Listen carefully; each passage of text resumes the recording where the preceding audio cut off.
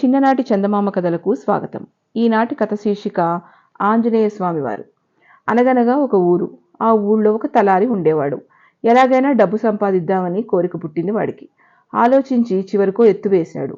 అప్పుడప్పుడు ఆంజనేయ స్వామి పూనినట్టు నటిస్తూ చిందులు తొక్కుతూ ఊర్లోకి బయలుదేరేవాడు. అమాయక ప్రజలను జడిపించి కడుపు నిండా అన్నం తిని కావలసిన డబ్బులు కూడా గుంజుకునేవాడు. అదీ చాలక కాళ్లకు కూడా మొక్కించుకునేవాడు. ఎదురు చెబితే స్వామికి ఏం కోపం వస్తుందో అనుకునేవాళ్ళు ప్రజలు. ఈ విధంగా అమాయక ప్రజలను మోసపుచ్చి కొన్నాళ్లు గడిపాడు వాడు. ఆ ఊరి కరణంగారికి ఈ సంగతి తెలిసింది. ఆయన చాలా గడుసరి. తలారి చేసే పని ఆయనకు నచ్చలేదు. అందుచేత ఎలాగైనా తలారి వాడికి బుద్ధి చెప్పాలని ఆయన నిర్ణయించుకుని సమయం కోసం ఎదురు చూస్తున్నాడు. ఇలా ఉండగా శ్రీరామనవమి వచ్చింది. ఆ రోజు మామూలు ప్రకారం తలారి ఆంజనేయుడు పూనాడని బజారు వెంట బయలుదేరాడు.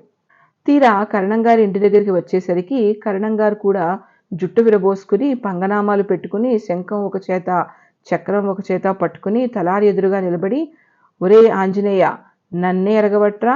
ఏంరా ఇక్కడ ఇంకెంతకాలం ఉంటావురా? నేను శ్రీరాముల వారినిరా అన్నాడు. తలారి సాష్టాంగపడి చేతులు జోడించి, అపరాధం స్వామి, తప్పు మన్నించండి. తమని మర్చిపోతానా? ఈ దాసుడు చేయవలసిన పని ఉంటే సెలవియ్యండి అన్నాడు. సమయం చిక్కింది కదా అని, ఒరే ఆంజనేయ, నన్ను నీ భుజం మీద ఎక్కించుకుని ఈ గ్రామం అంతా తిప్పు అన్నాడు కరణంగారు. తలారి కిక్కురు మనకుండా కరణంగారిని భుజాల మీద ఎక్కించుకుని తిప్పుతున్నాడు. కరణంగారిది అసలే కాస్త స్థూలకాయం. కాసేపు తిరిగేటప్పటికి తలారికి అలసట వచ్చింది. మెల్లిగా నడుస్తున్నాడు. అయినా కరణంగారు ఊరుకోలేదు సరికదా. పైగా, ఆంజనేయ, ఆనాడు 7 సముద్రాలు దాటిన నీ శక్తి ఏమైందిరా? ఈ త్వరగా నడువు అని శంఖంతో నెత్తిమీద మొట్టడం ప్రారంభించాడు.